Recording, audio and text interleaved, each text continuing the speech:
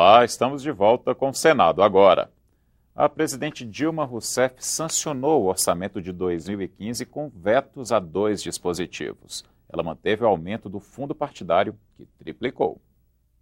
A lei orçamentária anual prevê uma receita líquida de 1 trilhão e 200 bilhões de reais para o ano de 2015. Mas, em 30 dias, o governo deve anunciar o valor do corte de recursos que deve fazer para alcançar a meta do superávit primário, que é de 1,2% do produto interno bruto. Alguns senadores esperavam que os cortes já começariam pelo veto da presidente Dilma Rousseff ao aumento do fundo partidário, que passou de 286 para 867 milhões de reais. Nesse momento de crise, de cortes em educação, saúde, obras, nesse momento de ajuste fiscal em que a sociedade é sacrificada, triplicar o valor do fundo partidário é um escárnio. A presidenta sanciona o fundo partidário com um aumento muito grande e desde logo anuncia que vai contingenciar. Ela, sem dúvida nenhuma, escolheu a pior solução. Ela deveria ter vetado, como muitos pediram, porque aquilo foi uma coisa que foi aprovada no meio do orçamento, sem que houvesse um debate suficiente sobre ela. Vai ser uma discussão, sinceramente, mal colocada, né? Nós tivemos aí um incremento de partidos muito grande, né? Eu vi até se comparar de 20 anos atrás, o recurso era menor. Ora, em 20 anos atrás tinham 8 partidos, agora tem 32. Esse recurso é dividido entre todos os partidos. E se a gente quer ter democracia, precisa ter partido político. E partido político precisa ter recursos. A presidente Dilma Rousseff também vetou 2 dispositivos da peça orçamentária, o que estabelece o coeficiente de repasse do orçamento para fomento de exportações de estados e municípios e o que cria vagas para os quadros da Receita Federal e do Banco Central. Para o relator do orçamento, o senador Romero Jucá, os vetos não comprometem o orçamento aprovado. A presidenta vetou, esses 2 vetos serão discutidos no Congresso. O desembargador Reinaldo Soares da Fonseca já pode tomar posse como ministro do Superior Tribunal de Justiça. A indicação da presidência da República foi confirmada pelo plenário. E o Brasil terá novos embaixadores em 3 países asiáticos: Malásia, Paquistão e Tadiquistão, e um país africano, a Guiné Equatorial. Os nomes dos diplomatas foram ratificados pelo conjunto dos senadores na sessão desta quarta-feira. Um impasse entre governo e oposição adiou mais uma vez a votação do relatório da medida provisória que modifica as regras para o acesso a direitos trabalhistas. Quando tudo apontava para o entendimento, foi adiada mais uma vez a votação do relatório da medida provisória 665, que altera regras para a concessão do seguro-desemprego, abono salarial e seguro-defeso para pescadores. E não tendo quórum, tem que se encerrar. A 6ª reunião da comissão mista, que já havia sido adiada na semana passada, deveria votar o parecer do relator, senador Paulo Rocha, que no momento da abertura dos trabalhos ainda acertava detalhes finais do texto. Após uma discussão sobre regimento interno, o presidente da comissão, o deputado Zé Geraldo, decidiu pelo adiamento. A votação fica, então, para a próxima quarta-feira, dia 29, às 2h30 da tarde. Sem acordo, governo e oposição trocaram acusações e levantaram suspeitas sobre qual o verdadeiro motivo do adiamento. Nós queremos votar na semana que vem, portanto, na véspera do 1º de maio, e queremos que esta matéria vá para o plenário da Câmara, e até porque ela tranca a pauta, a partir da primeira semana do 1º de maio. Eu acho que o que entrou aqui de atravessado é uma disputa em relação a outra legislação, que é a questão da terceirização. Então, estão buscando mediações aí, porque as centrais estão divididas em relação à terceirização. Então, estão encontrando aqui um processo de impedimento no processo de votação.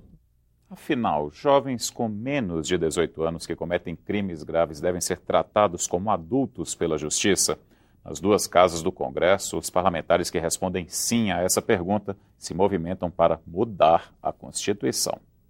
O primeiro movimento foi na Câmara dos Deputados. A Comissão de Constituição e Justiça admitiu uma proposta que reduz a maioridade penal de 18 para 16 anos. O segundo movimento foi no Senado. Parlamentares querem votar uma proposta que permite a redução da maioridade penal nos casos de crimes hediondos ou de reincidência por lesão corporal grave e roubo qualificado. O texto foi rejeitado pela CCJ no ano passado, mas um recurso pretende ressuscitar a matéria no plenário. Na minha visão, crimes tipo latrocínio, estupros e outros crimes, por exemplo, hediondos, devam ser tratados de forma especial, aí caberia sim a minoridade penal. Se ele sabe votar e escolher, ele sabe quando ele pratica um crime. Portanto, a redução da maioridade penal penso que seja absolutamente aceitável. A sociedade brasileira entende isso e defende isso. Mas o tema é controverso. Senhor presidente, vamos exigir silêncio, tem que evacuar esse pessoal daí. A galeria. Para alguns senadores, reduzir a maioridade penal seria ferir uma cláusula da Constituição que não pode ser alterada e não diminuiria a violência. Nós temos hoje presídios que são verdadeiros QGs do crime organizado. Então, não é o fato de você mudar a lei permitindo que um menino, uma menina de 16, 17 anos de idade seja punido, é que você vai diminuir o índice de criminalidade no país. Então, eu acho que isso é um equívoco. Como há o clima de emocionalidade, a violência assusta todo mundo, termina fazendo com que isso ganhe notoriedade, ganhe pauta na imprensa e as soluções verdadeiras sejam camufladas. As duas PECs não são iniciativas isoladas. O movimento para diminuir a maioridade penal conta com 26 propostas de emenda à Constituição no Senado e na Câmara. Alguns parlamentares propõem a redução para os 16 anos, outros para os 14. E há quem defenda medidas ainda mais severas. Cometeu crime com natureza hedionda, perca-se a menoridade, seja colocado na maioridade para pagar as penas da lei. Ponto. Com que idade, Magno Malta? Nenhuma. É claro que a decisão de um jovem ou de um adolescente de ir para a criminalidade não pode ter o beneplácito da sociedade. Mas ele não pode, e os políticos em especial, não podem comemorar, como eu vi na Câmara dos Deputados, a redução da maioridade penal como se estivesse fazendo um grande gesto no combate à violência no nosso país. É mentirosa essa decisão. Reduzir a maioridade penal exige mudança na Constituição, o que depende, no mínimo, do aval de 308 deputados e 49 senadores em 2 turnos de votação. Desde 1994, o parlamento rejeitou ou arquivou 21 propostas desse tipo. Atualmente, a medida mais severa aplicada a menores infratores é a internação em estabelecimento educacional até os 21 anos de idade. Nesta quinta-feira, a redução da maioridade penal será debatida na Comissão de Direitos Humanos a partir das 9 da manhã. Além de acompanhar o debate, você, cidadão, pode participar pela internet e pelo telefone. Para o debate foram convidados representantes do Poder Judiciário, Ministério Público, dos Conselhos de Psicologia, Serviço Social, da OAB e da Confederação Nacional dos Bispos do Brasil. A Comissão de Constituição e Justiça aprovou o projeto que estabelece o voto distrital nas cidades com mais de 200 mil eleitores. A proposta seguiu para a Câmara. Para valer na eleição municipal de 2016, a regra tem que ser sancionada até o fim de setembro. O projeto é de autoria do senador José Serra.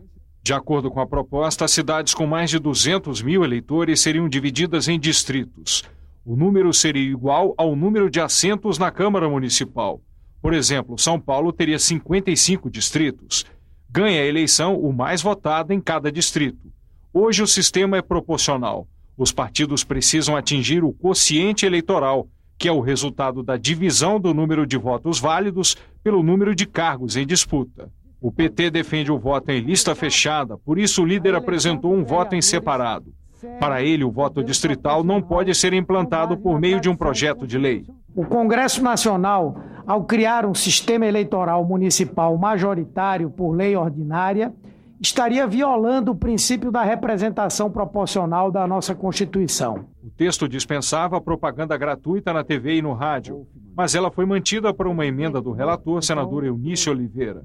O autor do projeto disse que a população quer mudanças. O voto distrital tem duas virtudes fundamentais. Primeiro, melhora a qualidade da representação democrática, porque o eleitor vai estar muito mais vinculado ao eleito, vai controlar o seu trabalho.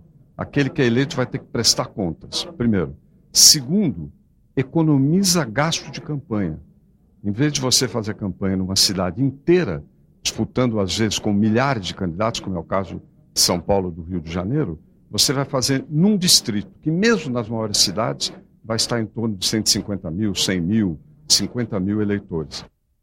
Foi sancionada com vetos nesta quarta-feira a Lei Geral das Antenas, que unifica as regras para a instalação de torres de telecomunicação. Entre outros pontos, a presidente Dilma Rousseff vetou o artigo que transferia para a Agência Nacional de Telecomunicações a deliberação sobre pedidos de instalação de antenas nos casos em que estados e municípios não cumprirem o prazo de 60 dias. O governo vem, faz pressão, pede para a gente votar uma lei, porque é importante, por exemplo, a banda larga no Brasil ter uma lei de antenas, e depois vai fazer o veto num dos pontos que eu considero, inclusive, problemático. Se o governo resolveu vetar, é porque eu entendo que alguém do governo deve estar sabendo até mais do que a gente, e com aquilo ali só basta para poder você instalar as antenas necessárias para o país. Então, portanto, me resta aqui agora é aguardar ver qual é a solução que o governo vai apresentar. Apesar de envolver 10 bilhões de pessoas em todo o país e de movimentar mais de 54 bilhões de reais por ano, a profissão de artesão não é regulamentada. Um projeto de lei em análise no Congresso pode mudar essa situação. A Comissão de Educação debateu o assunto em audiência pública nesta quarta-feira. Segundo o IBGE, em 2009, cerca de 8 milhões e meio de brasileiros eram artesãos e movimentaram mais de 50 milhões de reais. A principal reivindicação do setor é que o Congresso Nacional conclua a regulamentação da profissão de artesão, aprovada pelo Senado, mas ainda em análise na Câmara dos Deputados. Nós precisamos ter nossa profissão regulamentada, como foi falado pelo SEBRAE, porque é um marco histórico para a criação de políticas públicas. Vemos que através da regulamentação e de políticas, Fátima, está aí na lâmina, vai ficar para vocês, precisamos de crédito especial, porque expandiu a questão dos pescadores artesanais, porque houve a regulamentação da atividade e houve políticas votadas. O representante do Ministério do Trabalho reconhece a necessidade e importância de políticas públicas voltadas para o setor, especialmente capacitação. A gente começou a perceber que esse processo de formação e assessoramento técnico é um elemento determinante para aumentar a renda e aumentar a inserção desse nosso povo no mundo do trabalho a partir da nossa política. Na audiência pública, os senadores consideraram necessária a realização de uma Conferência Nacional de Artesanato e decidiram criar uma frente parlamentar mista em defesa do artesão, que vai acompanhar a tramitação do projeto de regulamentação da profissão na Câmara. Eu acho que hoje nós demos um passo importante rumo à valorização do artesão, o respeito ao artesão, e respeito profissional ao artesão e a valorização e promoção do artesanato no nosso país. O Senado agora volta a qualquer momento com outras notícias. E se você quiser receber informações da programação da TV Senado, se inscreva no nosso canal do YouTube. Acesse youtube.com/TV Senado. Até a próxima!